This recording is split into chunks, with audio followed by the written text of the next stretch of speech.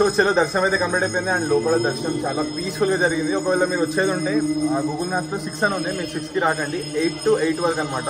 ఒకసారి మీరు కూడా గూగుల్లో చెక్ చేసుకొని తర్వాత రండి.